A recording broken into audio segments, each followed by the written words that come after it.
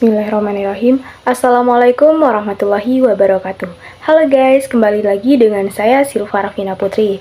Nah, pada video kali ini saya akan membahas tentang konsep dasar supervisi pendidikan. Nah, langsung saja kita simak video berikut ini. Apa sih yang dimaksud dengan supervisi pendidikan ini?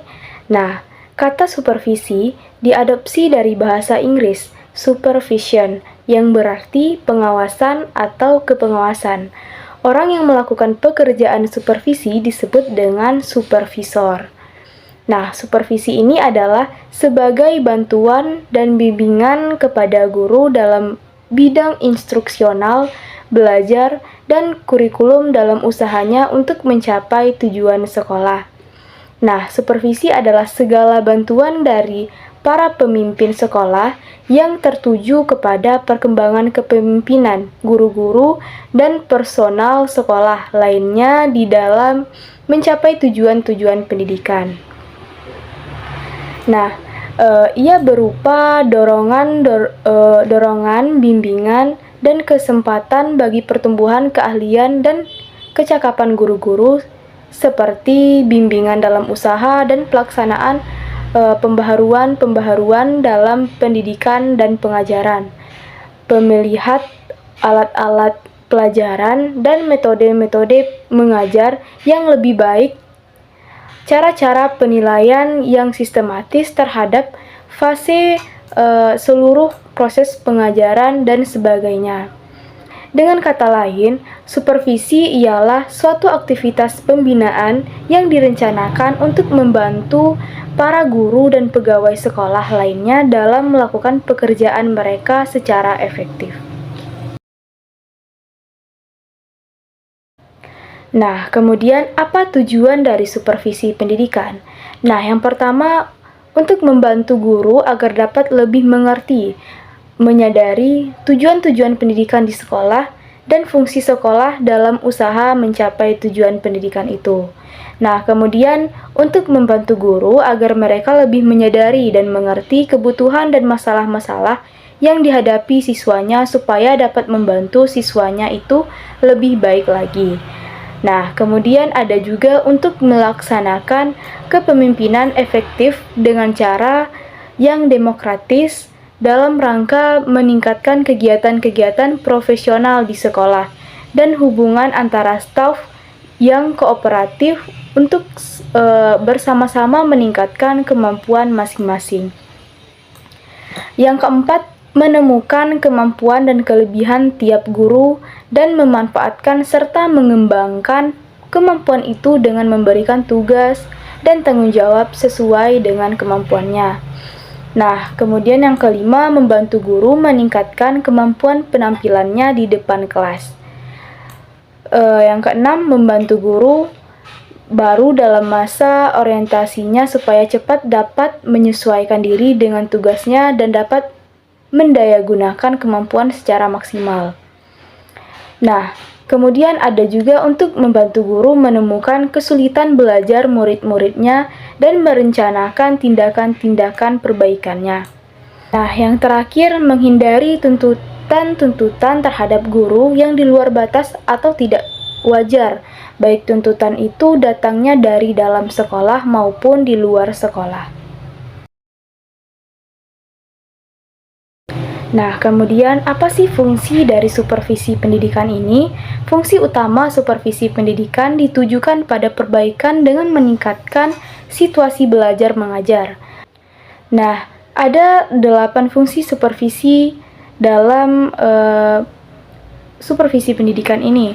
Yang pertama, mengkoordinir semua usaha sekolah. Yang kedua, memperlengkap kepemimpinan sekolah. Yang ketiga, memperluas pengalaman guru-guru. Yang keempat, menstimulasi usaha-usaha yang kreatif. Yang kelima, memberi fasilitas dan penilaian yang terus-menerus. Yang keenam, menganalisis situasi belajar mengajar. Nah, kemudian memberikan pengetahuan dan keterampilan kepada setiap anggota staf.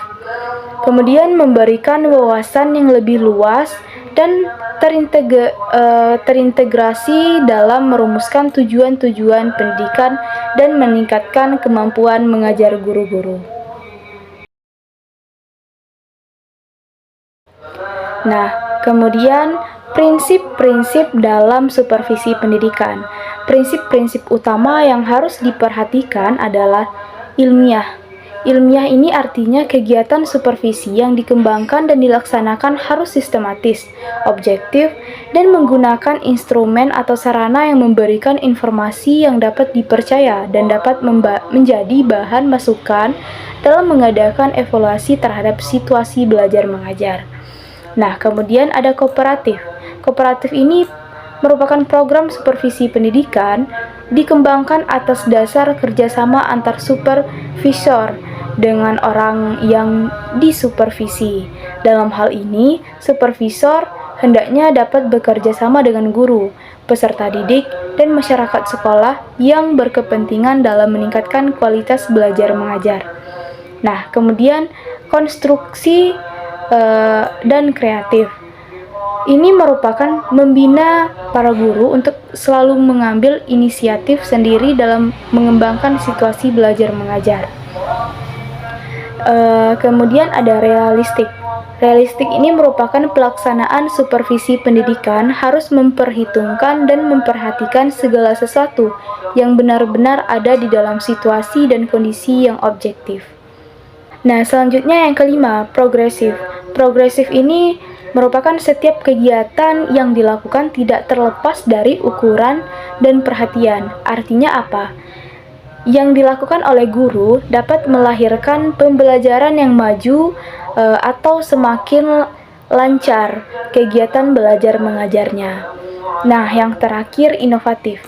Inovatif ini merupakan program supervisi pendidikan selalu melakukan perubahan dan menemukan penemuan-penemuan baru dalam rangka perbaikan dan meningkatkan mutu pendidikan. Nah, kemudian apa sih peranan supervisi pendidikan?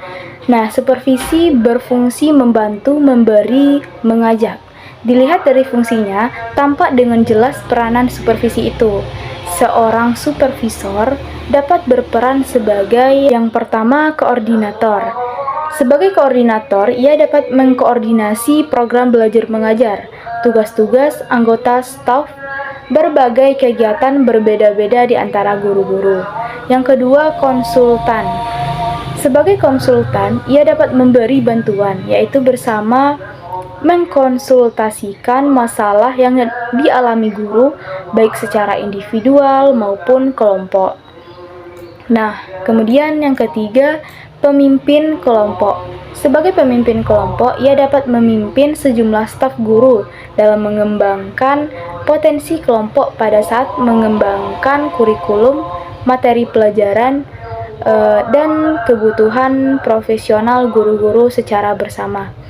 Nah, yang terakhir, evaluator. Sebagai evaluator, ia dapat membantu guru-guru dalam penilaian hasil dan proses belajar mengajar. Nah, sekian materi dari saya. Kurang lebihnya mohon dimaafkan. Wassalamualaikum warahmatullahi wabarakatuh.